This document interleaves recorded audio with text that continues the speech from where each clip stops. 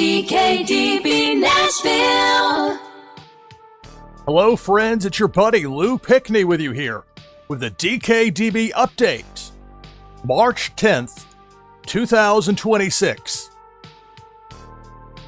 Busy time right now as far as NFL teams go, with the start of the quote-unquote legal tampering period. Technically Wednesday, the 11th, is going to be when these deals will be able to be signed into place. If there's any sort of wiggle room, there is the potential for a complication or two. And there was a major complication that happened right before I was about to start recording this show that you're watching right now. Had to delay the start with good reason. Because a major trade that went down over the weekend was rescinded. Let's explain. The Baltimore Ravens have backed out from trading for pass rusher Maxx Crosby. You might recall, gone through here in the DKDB where I put the best of the best. Not a lot of updates today because a lot has been in flux. For people like me that got it in right before the start of the quote-unquote tampering period. And this is what they call it, the legal tampering period. But a lot of people's projections had to be traded. Maybe changed. I see the word trade. Maybe say traded. Maxx Crosby trade. Let's get to it. It's not going to happen. Las Vegas is not happy with this. They had traded star edge rusher Maxx Crosby to Baltimore for 2 first-round picks. That would be Baltimore's number 14 selection this year and Baltimore selection next year. And what is expected to be a very strong drafted quarterback, where if nothing else, that 2027 pick could have potentially been nice for Vegas if Baltimore were to struggle this upcoming season. Now that doesn't matter. Now the question is, why did Baltimore agree to this trade and back out of it? Well, you remember when the Raiders shut down Crosby near the end of the last season, it was citing injury. And Crosby had, let me scroll down here on NFL.com. This NFL.com article citing NFL Network insider Mike Garofalo, saying it was due to a medical reason. And as I understand it, there was some sort of surgical procedure that Crosby had on a meniscus, knee surgery. It says right there, ahead of schedule recovering from knee surgery. But something happened in the physical that Baltimore gave Crosby to lead them to pull back on the trade. So Baltimore keeps those 2 first-round picks. And things got a lot more complicated because now Las Vegas doesn't have a lot of other great options. Dallas was the other expected major trade partner.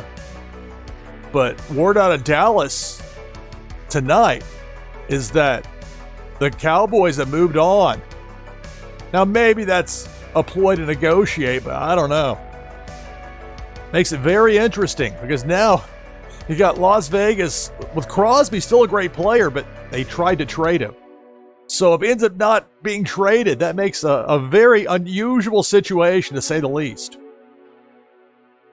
It's hard to know exactly what to make of that, other than when you're going through looking at mock drafts, got to undo the change that was made at number 14 with Baltimore sending that pick to Vegas. Well, it never made it. Returned to sender. So a very interesting development here with Maxx Crosby, at least for now, staying with Las Vegas. They could trade Crosby elsewhere. There are other teams with needs at edge rusher, but who's giving up 2 first-round picks? Dallas wasn't willing to do that. That was part of why Baltimore was the trade partner. That makes for an interesting situation to watch play out here. Once the official start of the new league year hits, these deals become official, or trades for that matter. Now, go back here. DKDB is my personally curated 2026 NFL mock draft database. I put the best of the best in the DKDB. No AI, no tandem efforts, no staff report. Not something you typed into Chat GPT or Perplexity or something. I want the best of the best, and I get the best of the best in here. I link to them directly. People with proven track records, major outlets, and top independents. That includes Charlie Campbell. And something that was interesting to me with Charlie Campbell was his report maybe a week ago, maybe a little more. And it seemed fairly obvious, but it was helpful to know that, okay, the word out of Washington, D.C. is that the Commanders were wanting to go with an edge rusher, or at least strongly considering it at number 7. So I heard that. Okay, that makes sense. Then this happened. Commanders signed Odafe Oweh to a 4-year, $100 million contract.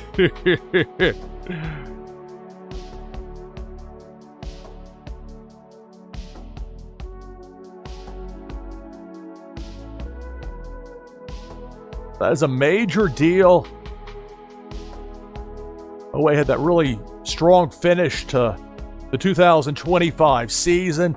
Top edge rushers. We saw with the now scuttled trade that was to happen for Maxx Crosby with 2 first-round picks.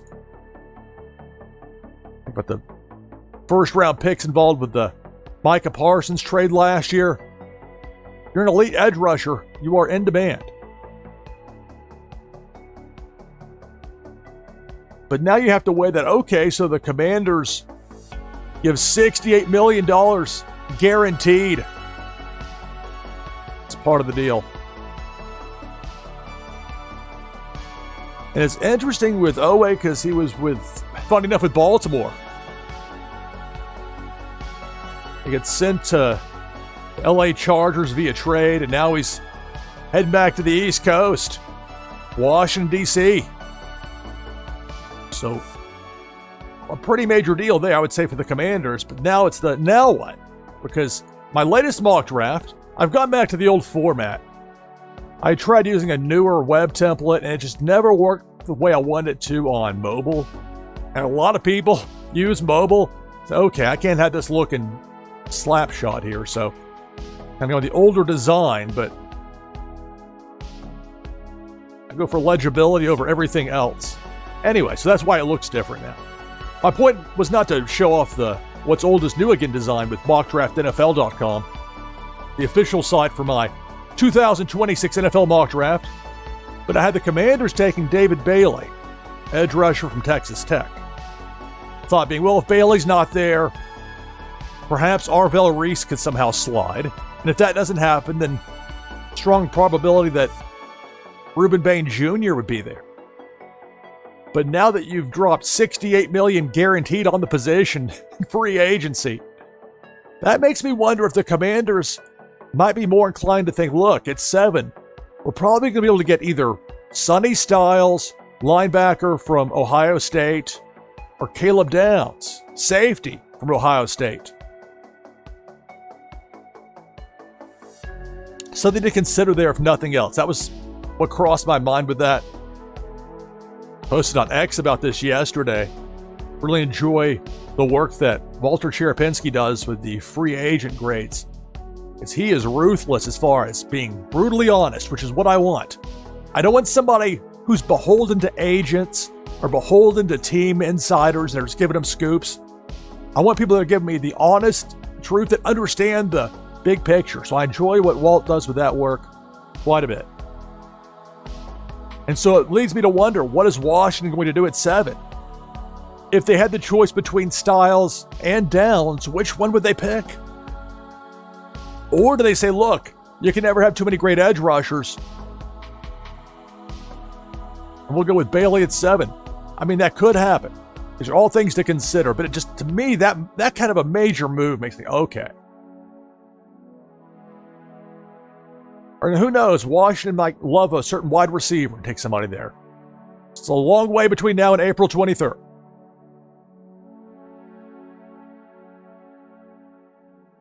Now let's take a look at some of these top free agent signings.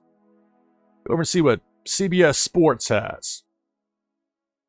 Thought it was interesting they noted here, 8 players either became the highest paid at their respective position or the highest paid free agent at their position in terms of average annual salary.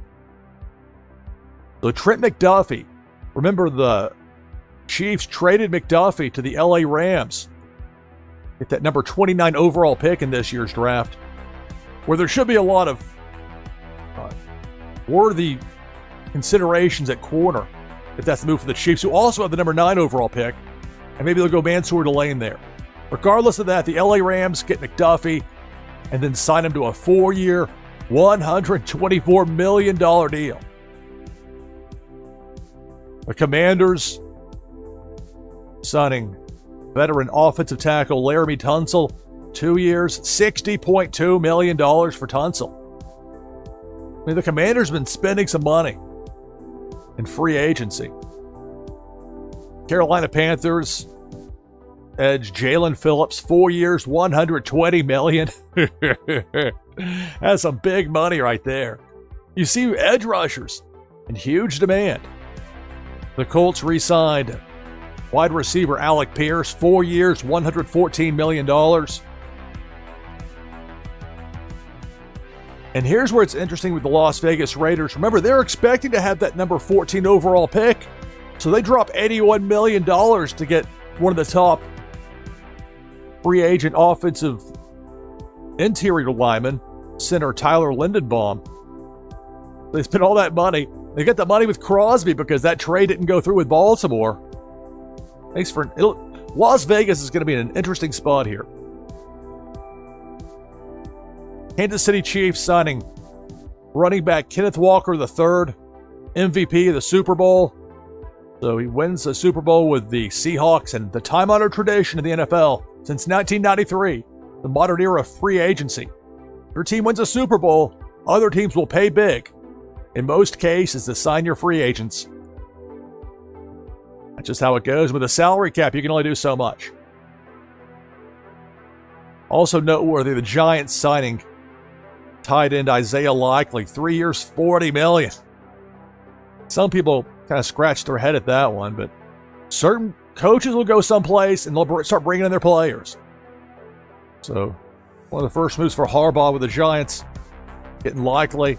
The Giants signing punter Jordan Stout, 3 years, $12.3 million. People goof on punters sometimes, but that can be a crucial role in a field position game. So those are some big money signings. Let's take a look at I'll have the link to the CBSSports.com with this free agency tracker. I find this helpful. The 2026 NFL free agent tracker. Be sure to go through and read this. There'll be updates inevitably by the time you watch this video. And the big one that hasn't signed anywhere yet, that there's said to be considerable money difference between the ask and the avail, is Trey Hendrickson, edge rusher, Cincinnati. See that problem right there? The 3'1", 31 years old. You get to the wrong side of 30. It can be a little bit trickier. George Pickens franchise tag by the Dallas Cowboys. Again, this shows you old team, new team.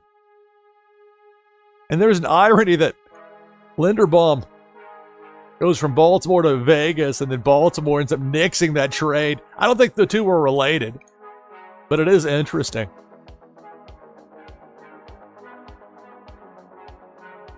Talking about old team, new team.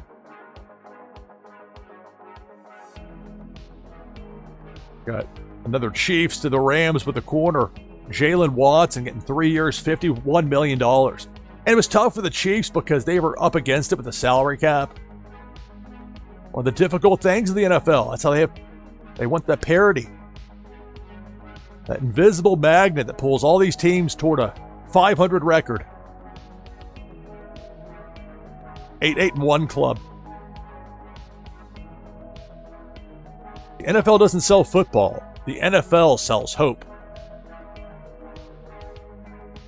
And you see here that Oweh signing by the Commanders, 4 years, $100 million. And this, I should note here, that list, you can make whatever list you want to.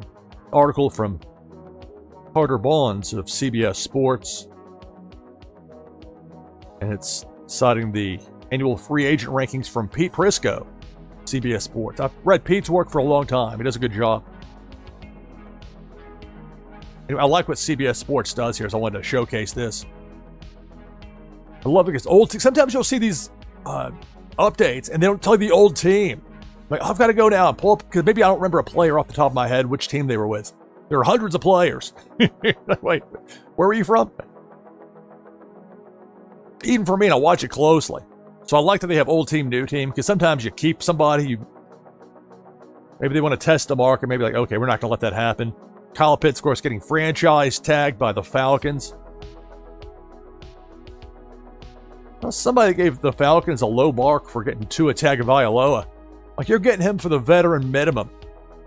Miami's paying him all those millions and millions from that absolutely terrible contract they signed. Rolling guarantees. I mean, there's a cautionary tale for general managers.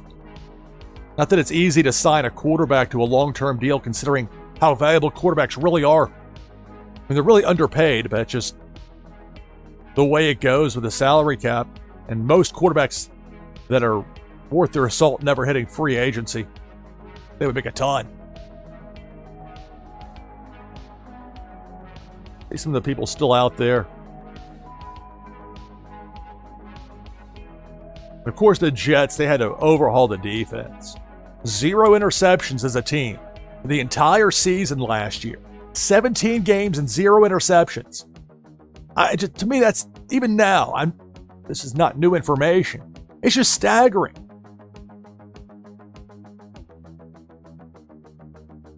There's a reason that has never happened before in the NFL. Highly unusual.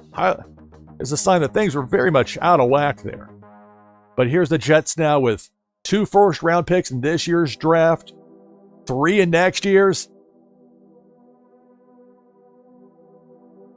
So the Jets made a trade to get Geno Smith. I think should quiet some talk about Ty Simpson. The Jets know what kind of talent's going to be in that draft at the quarterback position next year. Anyway. 3-year deals seem to be more in vogue, opposed to maybe 4 years. There are some that are 4. But think about someone like Isaiah Likely in free agency versus someone like Akeem Mesidor, Miami Hurricanes edge rusher. 25 years old is my point. Well, some people that get into the league young, they get that second contract. In Likely's case, able to cash in big time with the Giants. So you notice, okay, there's a couple of top safeties still out there. A couple of moves, including Kenneth Walker signing with Kansas City. Travis Etienne going from the Jaguars to the Saints. When you see moves like that, that tells me that the Saints and the Chiefs don't expect Jeremiah Love to make it to pick number 8 or pick number 9. At least that's my interpretation of it. And Malik Willis to the Dolphins. I think if someone like Willis came along today, they'd probably spend an extra year in college. Someone like Willis would end up playing, maybe get a little better developed and come in stronger. Because some of these guys, you got to give them time to develop, and the NFL is not about that. You got to win now or you're out of a job. Much as far as patience goes. But here's Willis at age 26. And he's getting some big money. And the problem is the Titans just didn't have patience with him. He was able to find success, to succeed as a backup to Jordan Love in Green Bay. Joey Bosa is still sitting out there.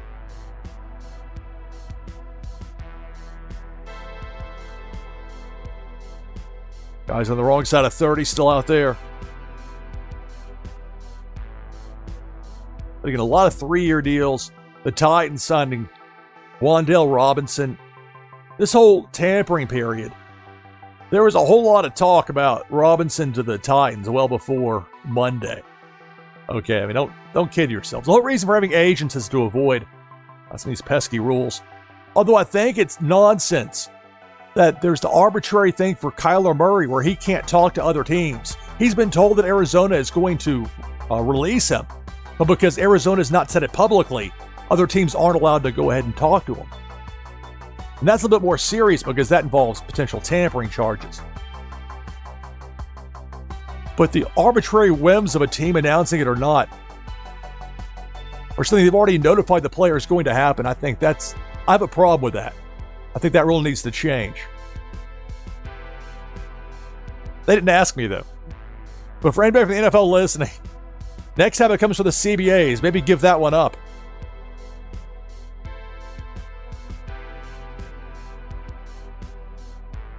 Interesting that Cade Otton stayed with Tampa Bay. Some of the talk about Kenyon Sadiq going to the Bucs at 15 was predicated on the thought that Otton might leave. With him staying there, it starts to narrow down some potential options as far as need positions go for some of these teams.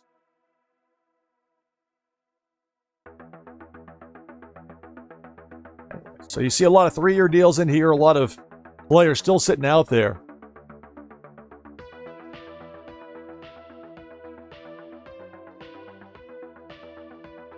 $116 million for Alec Pierce. Dude's getting paid. Of course, the devil's in the details when it comes to the guaranteed money. These are quite loaded with that as well. That's my reaction to some of these free agent signings. And of course, the big news about Maxx Crosby, that trade. That last video. Grand opening, grand closing. So Crosby, at least for now, remains with the Las Vegas Raiders. We'll see how it plays out from there. So that's it for this DKDB update. I'm your host, Lou Pickney. Thanks for watching. Talk to you again soon. Bye for now.